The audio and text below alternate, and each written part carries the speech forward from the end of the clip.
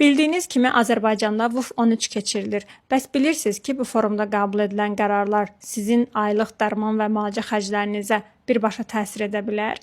Necə? İzah edirəm. Bu forumla bağlı mənim gözüm bir səhiyyə ixtisasçısı olaraq başqa bir məqama zillənib. Profilaktik şəhərsalmaya. VUF 13, yəni Ümumdünya Şəhərsalma Forumu ilə səhiyyə və xüsusilə səhiyyə iqtisadiyyatı arasında çox güclü bir bağ var. İlk baxışdan forum sadəcə binalar, yollar, infrastruktur haqqında görünsə də, müasir şəhərsalma yanaşmalarının mərkəzində sağlam şəhərlər konsepsiyası dayanır. Bir səhiyyə iqtisadçısının gözü ilə VUF 13 platformasını, urbanizasiyanı və səhiyyə xərclərini necə əlaqələndirmək olar? Gəlin baxaq. Profilaktik şəhərsalma və xəstəliklərin iqtisadi yükünün azaldılması strategiyası ilə başlayaq. Şəhər mühiti insanların həyat tərzinə, xüsusilə sağlamlığına birbaşa təsir edir. Səhiyyə iqtisadiyyatı baxımından burada birbaşa xərc-fayda təhlili dövrəyə girir. Piyada və velosiped yollarının düzgün planlaşdırılması oturaq həyat tərzini azaldır. Bu isə ürək-damar xəstəliklərinin, şəkərli diabetin və piyələnmənin səviyyəsini aşağı salır. Əsas iqtisadi tezis budur ki, şəhər infrastrukturuna qoyulan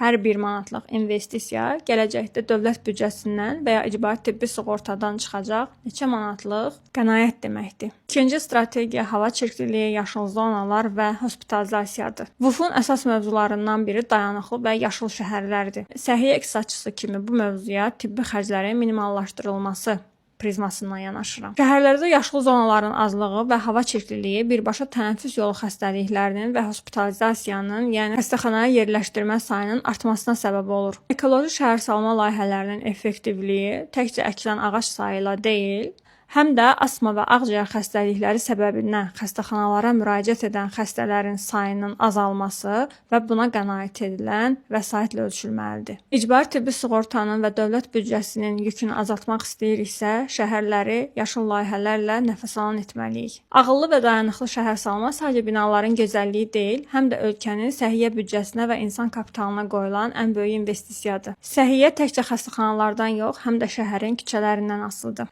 Bəs siz bu mövzu haqqında nə düşünürsünüz? Fikirlərinizi şərhlərdə yazın. Məni izlədiyiniz üçün təşəkkür edirəm.